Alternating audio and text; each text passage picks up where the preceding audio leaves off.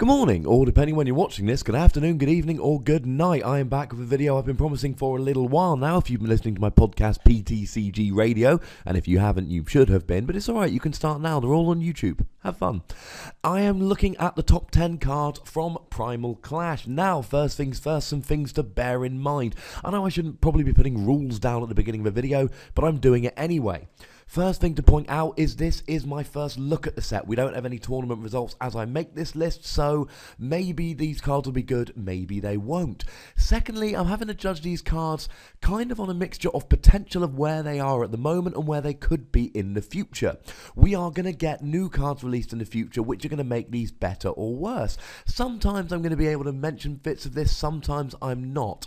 So it may be that I rate a card very highly and the format turns against it, or I rate a card very lowly and the format turns in its favour.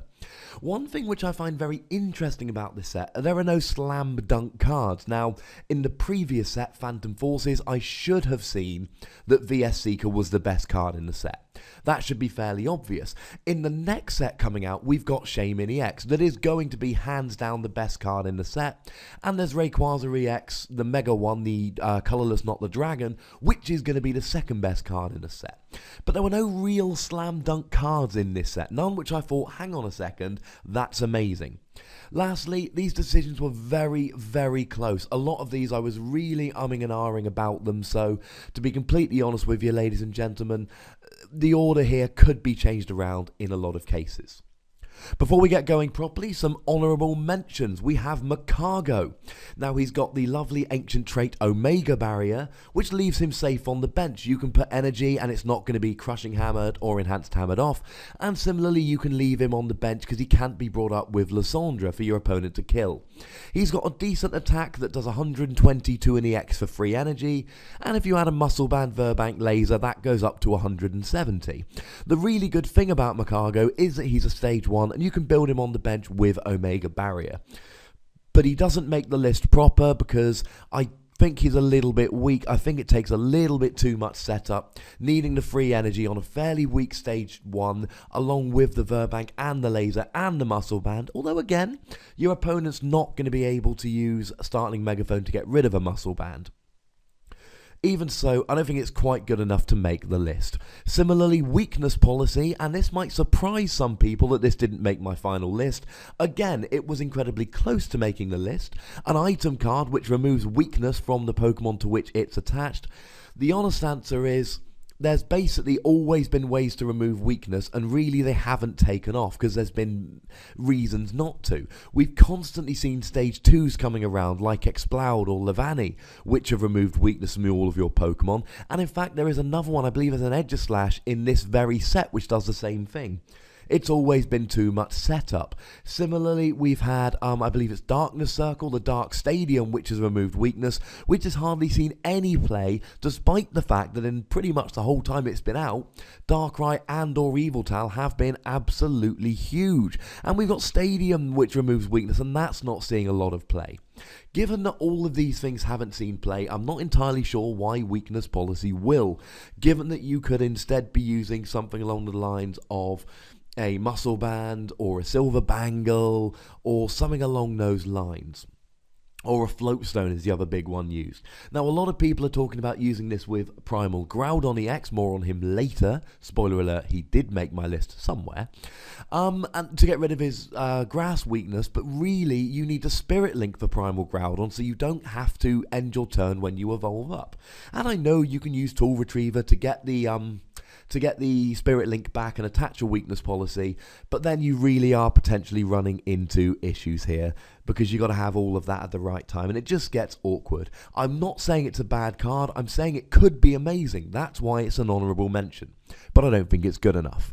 The last honourable mention is more for me, to be perfectly honest. I love Excadrill. I couldn't bring myself to put him on the top 10 cards list because I don't think he's actually that amazing. But I love him so much, he had to get on the honourable mention. Speaking of which, firstly, a huge thank you to Pokebeach.com for allowing me to use the images from their website, the best Pokemon news website there is. And secondly, if some of the images are slightly worse than others, blame Pokebeach.com, although they are still the best website around for Pokemon trading card game news. And they didn't even ask me to say that. I'm just being nice. And I kind of stole their images. So, both of these have got Omega Barrage. It allows you to attack twice with them. I prefer Excadrill personally. Firstly, because it does 50 damage for 2 attachments, a metal and a double colourless.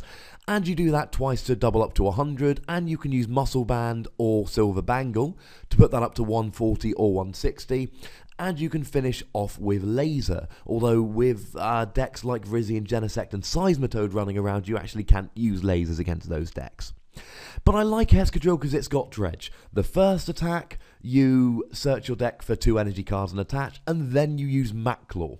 So you can have no energy on Excadrill at the start of the turn, attach 1 energy, use Dredge to get the other 2, and then use Maclaw for your attack. It's not great if you have to use Dredge all the time, but it's an option. Every time I went to a tournament recently with Excadrill, I did go 3-0, but I started 0-2 for lateness, so it doesn't tell you all that much. Everyone was asking me why I wasn't playing Medicham. Now, the argument with Medicham, and these are both stage 1s, they both have Omega Barrage, and they both do it for 2 energy attachments. The argument for Medicham is that you've got Fighting Stadium and Strong Energy to really increase your damage output even more. But you start with 20 damage less, you're more susceptible to Enhanced Hammer because you're going to be using Strong Energy, and you don't even get to hit for weakness. I'm not a huge fan of Medicham. Other people like him better, which is why he makes the list with Excadrill as an honourable mention. Now, we're starting off with number 10, and again, these cards are cards which I either think will or could be good. I could be wrong here. What I am thinking of doing is doing a with hindsight video. Let me know down below if you would like me to see one, like me to do one of them, and I'm looking to do a Phantom Forces one of them in the near future, if that's something people would be interested in. Looking back at that video, you know, Gengar's right up at number 2, it's, you know, and Night March is down at number 8. I was clearly wrong on a lot of them, but I had good reasons at the time.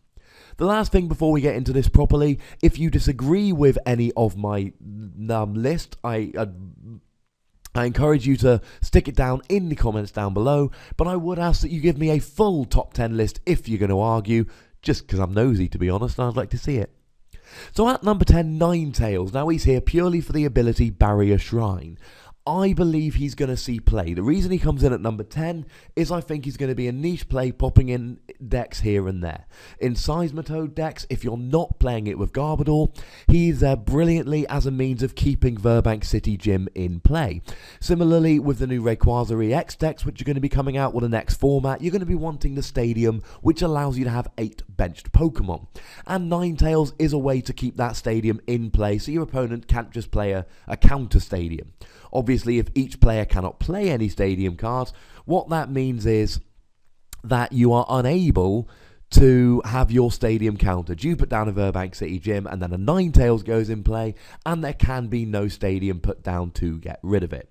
It's interesting, and I think you're going to get decks occasionally that really, really rely on Stadiums, and this is a really good card if you're playing one of those decks. Coming in at number 9, Swampert, and this might surprise some people that it's so low. I've certainly, when people found out I was doing this list, there were some suggestions that Swampert should be incredibly high. Now, the recent success at Florida Regionals, I lied by the way, there was Florida Regionals before I did this video, but I had my list done before I saw Florida Regionals results. I like Swampert because it's got alpha growth that allows you to double attach, and it's got the ability Diving Search, so you can search your deck for any one card. And this would really be used with the Archie card that allows you to put a water Pokemon, it's coming up in a list later, allows you to put a water Pokemon onto your bench from your discard pile. It essentially allows you to play Swampert as if it were a basic Pokemon. And this is incredibly useful. And then you get the ability. But I don't really like the attack. The Florida Regionals deck that I've just alluded to used Empoleon in this role because it has both Diving Draw, discard a card, draw 2, and it had a decent attack. So even though Swampert's ability is better, search for any card and put it on top of your deck, it doesn't actually get it now. So I think this might be better in the future, but at the moment people are basically saying I would rather draw 2 cards of Empoleon than put any one card on top of my deck, because because you don't you don't get to choose. You don't get to take that card that turn unless you had an Empoleon down as well, but then you really, Or you could play it with something like Slurpluff to draw an extra card, I suppose. It's not ideal, it's not perfect. It's interesting, and that's why it's coming in down near the bottom of my list. It's also not a great attacker unless you really pile on water energy. This card looks like it's going to be best used with Archies as a kind of put it on your bench as a basic and use the ability and have it as a backup attacker. It's dodgy, there's a lot of setup, and at the moment people would rather use Empoleon, which means it sits nicely on the list down near the bottom at number 9. At number 8, Primal Kyogre EX. I like this card. I put Kyogre EX there for reference, but it's really Primal Kyogre EX we are focusing on. It's got Alpha Growth, which allows you to double attach. This is awesome. And it's got Tidal Storm, which allows you to do 150 damage and move damage to your bench Pokemon, which is a good thing, by the way. Now, it can be annoying if you don't have the energy to attach the following turn, but actually this is really, really useful because it means if Primal Kyogre EX gets KO'd, you can only be losing 2 energy, not 4. It allows you to stream Primal Kyogres much more easily. And it does 30 damage to each of your opponent's benched Pokemon EX. So why is it not higher? Well, there's 2 reasons. First of all, it takes an awful lot of setup trying to get the Primal Kyogre out and the energy. It's a little bit slow.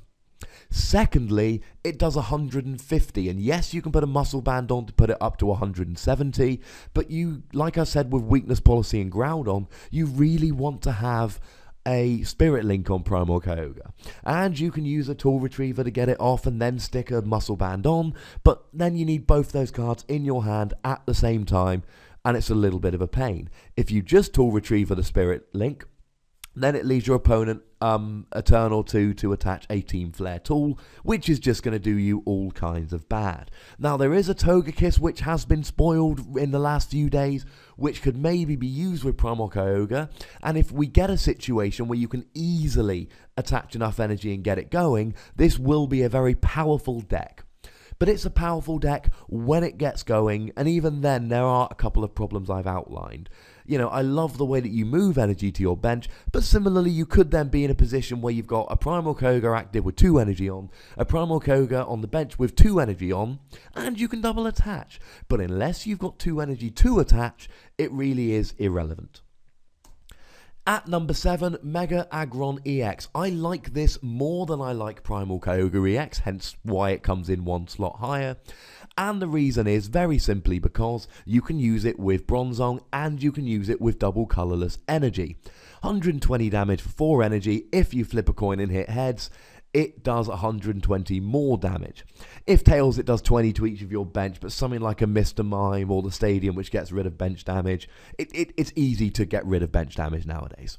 But you can use this with Bronzong, 2 Bronzong on the bench, you can use the ability of each Bronzong once, and a double colourless energy. Mega Aggron is now going in 1 turn, and you can get this rolling as early as turn 2 of the game. Now that takes an optimal setup with 2 Bronzongs and a Mega Aggron through a Spirit Link, and not even a DCE, because you could attach once turn 1 and once turn 2. But you can stream Mega Aggrons more easily than you can stream Primal Kyogres, and you can get it out a bit earlier. The other reason, or a little bit easier I should say, the other reason I prefer Mega Aggron to Primal Kyogre is because if you hit a heads, it does 240 damage. Now, I know that means half the time, or if you get a Victory Flip Victini, a quarter of the time, you are not going to be one-hit KOing, but with Kyogre, you're never one-hit KOing unless you bring in extra cards. With Mega Aggron, 50 or 75% of the time, you are one-hit KOing, and that's why he gets a slot above. And finishing my little mini-run of Mega EXs, we have Mega Gardevoir. And what I've said about the others should explain why Mega Gardevoir's in at number 6. It has an attack which does 30 damage times the amount of fairy energy attached to all of your Pokemon. The reason why it's higher than the other 2, it takes 3 energy to attack. If you've got 6 energy out, it will one-hit KO any Wailord non-Mega EXs. And you only use the energy... you only need 3 energy attached, so although you need 6 energy out to get the 1-hit KO, you can have 3 energy on the active, 3 energy on the bench, and still get the KO. And you've got Aromatisse to move the energy around, which makes it easier, and you've got the Geomancy Xerneas, which attaches 2 energy as your attack each turn. Xerneas gets the energy out more easily, Aromatisse allows you to heal and conserve energy, you only need 3 energy on it to attack, and once you've got 6 energy out, you're then 1-hit KOing without the need for flips or extra cards. I am not saying any of these 3 Mega EXs are going to be amazing or are going to be groundbreaking. What I am saying is that of the 3, the one with the most potential and the greatest chance to be good is Mega Gardevoir EX. Going into some trainers now, number 5 we have Silent Lab, and my apologies for the picture quality of this, but it's a stadium which reads each basic Pokemon in play, in each player's hand, and in each player's discard pile has no abilities, i.e. no basic Pokemon has abilities. And this is my idea of a wonderfully balanced card. It won't cut off things like Ninetales, which is a stage 1 and harder to get in play. It won't cut off things like Aromatisse, but it will get rid of Genesec's Red Signal attack. It will get rid of Virizian's ability which stops special conditions. I like this. Now this could rocket up the list if Shaymin EX that's coming out in the next set, and essentially it acts like the old Uxie does. You play it down and draw till you've got 6 cards in your hand. It will be crazy good and crazy well played. But Silent Lab shuts it off. So if you're not playing Shaymin in your deck, you could, for instance, play Silent Lab and then just play a heavy trainer line or item draw, and then you've got all your draw and your opponent doesn't have theirs. Now it's a stadium and it can be easily countered, and Shaymin EX isn't out yet, so it sits right in the middle at number 5. Huge potential, but it could end up never seeing play. A lot of decks, like for instance, if you're playing a Seismitoad deck, you would love to shut off the abilities in Virizion Genesect, but you would rather have Verbank City Gym out to help your lasers. So you're not really going to be playing Silent Lab, you're going to be playing Verbank. So, although there's a lot of uses for this card, like I said with weakness policy in the honourable mentions, there's a lot of cards, there's a lot of decks which would rather have a different stadium out instead, so Silent Lab fits in nicely at number 5. Huge potential for it to be better in future. Right now, I don't see it seeing a huge amount of play now, but the potential alone pops it in at number 5. At number 4, now 3 and 4, I ummed and ahed and ummed and ahed and ummed and ahed and ummed and ahed, and I ended up with Acrobike at number 4. Draw 1 card, discard 1 card. There's 2 reasons why this card is good. Firstly, it's draw and it's trainer draw. That means you can draw extra cards without using your supporter for the turn or having to bench Pokemon that you don't really want benched. This is good. Secondly, it allows you to discard, and there are plenty of decks out there like Night March trying to get Night March Pokemon in the discard, or Yveltal decks trying to get Dark Energy in the discard, or Groudon decks trying to get Fighting Energy in the discard, etc. There's plenty of decks out there that play from the discard, that want to get certain cards in the discard. Heck, you can even use this to get a supporter in the discard to essentially activate your VS Seeker. Your VS Seekers are useless early game until you get supporters in a discard. Acrobike can draw a card and get a supporter in a discard for your VS Seekers. It's a really good card. It helps with consistency. Consistency is good. It goes in at number 4. And this is really the start of what I would call the good card section. The start of the cards which I expect to see consistently around tournaments for the foreseeable future. Not if something or other happens. The card which just beat it to number 3, Teammates. Support a card that allows you to search for any 2 cards if one of your Pokemon was knocked out during your opponent's last turn. This is crazy, crazy good. It's like Twins was back in the day, except you don't have to be behind, so it's actually slightly more powerful than Twins. This works if a Robo Substitute has been KO'd. Robo Substitute gets KO'd, you're even on prizes, and you get to search for any 2 cards. You can search for a Rare Candy and a Stage 2, or a Verbank and a Laser, or a Double Colourless and a Switch, or whatever you need at that particular time to get going. I think within a fairly short amount of time, Teammates is going to end up as a card which is at least a one of in every deck. Most decks play Jirachi, which has an ability which allows you to search for supporters, and having just one in your deck, and obviously most decks are playing VS Seeker as well. So playing VS Seeker, playing Jirachi means you play one teammates, and then you either fetch it with Jirachi or VS Seeker as and when you need it. Heck, you could even grab it with something like Computer Search or Dowsing Machine. If, you really needed 2 cards rather than 1, you could Computer Search for a teammate. It's not the ideal play, but it would help at the time. I think this will be a 1 or a 2 of in every single deck going forward. It's just too gosh darn powerful not to be playing. And this is the one card, and it goes in at number 3 because I don't know.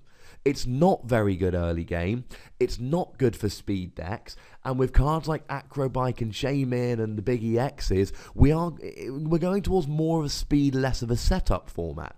It's the reason decks like Tool Drop and Night March have been seeing recent success. So to be perfectly honest with you, I think Teammates is good, but if we're running into more of a speedy format, although having said that, Tool Drop and Night March with their weak Pokemon probably make the best use of Teammates. But going into such a fast format and uncertain, I don't know this isn't like Juniper where you look at it and you go 4 of in every deck.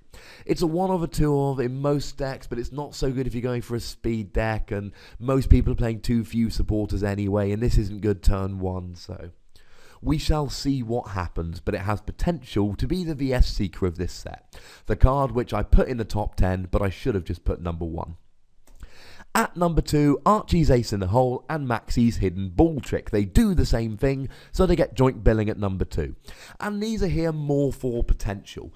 I don't think, like Teammates, these are going to be a 1 of or a 2 of in every single deck. I think these are going to be the reasons certain decks become absolutely broken. And that's why they end up here. I'm not saying they're going to be the best cards in the format, but I am saying in terms of potential there is nothing better. And this is the inherent kind of danger doing one of these lists. If I'm going for the safe, I think it's going to be played by more people card, Teammates should go higher in the list.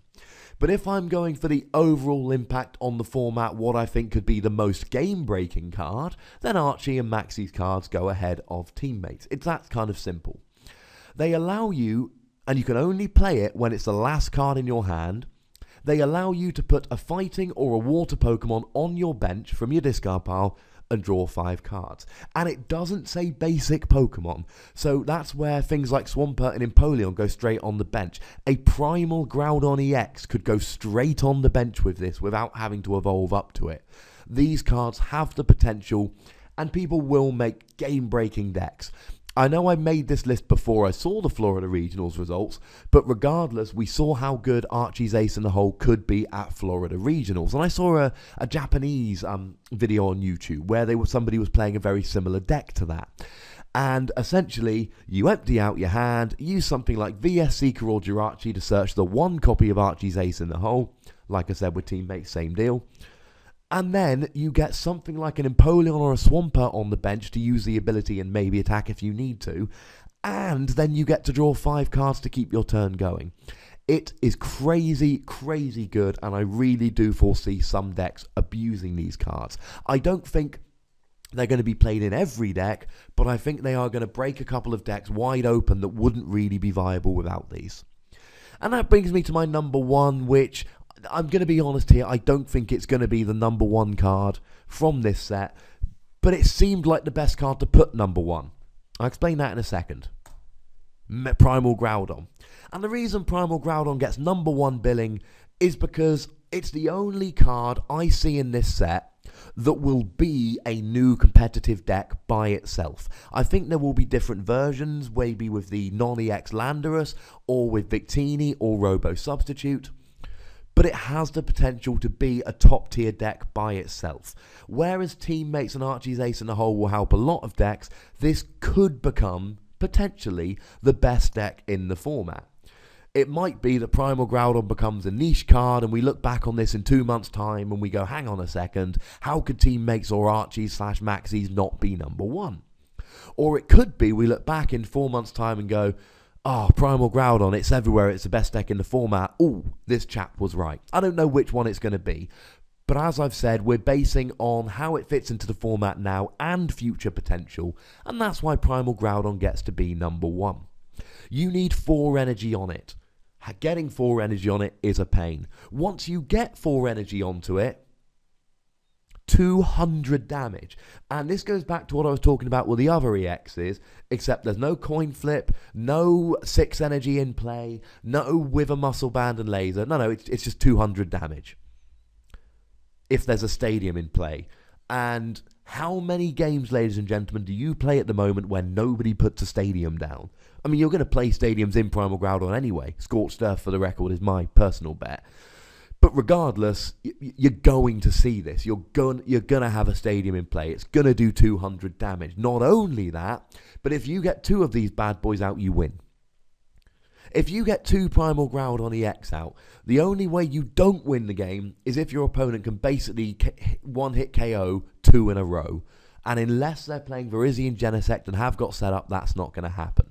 The big problem that stops this being the absolute guaranteed number 1 card in the set is getting the 4 energy on there. Some people are talking about using Victini EX, like I said, but he's kind of weak and gives up 2 prizes. Some people are talking about Robo Substitute or Landorus to help set up, but that can be slow. I mentioned the Togekiss a minute ago. It's got Delta Evolution, so you can evolve it up in one single turn. And it allows you to look at the top 8 cards of your deck and attach any basic energy you find. A deck made correctly could well abuse Togekiss and allow you to get energy onto your Groudons and your Primal Groudons. You know, turn 2, turn 3, you could have them out. And if you end up with that kind of situation, you will win the game right there and then.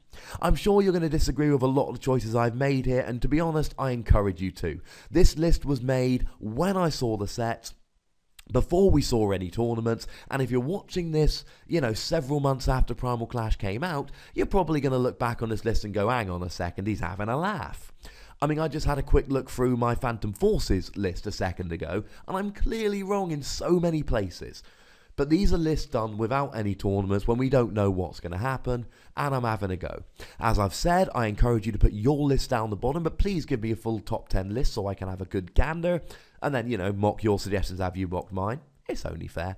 Make sure you subscribe, make sure you like this video, make sure you tell all your friends, and if you're not already listening, make sure you check out PTCG Radio every Wednesday on SoundCloud, iTunes, YouTube, all of that good stuff. Thank you very much for watching. Look after yourselves till next time. My name's Ross, and you've been listening to PTCG Radio.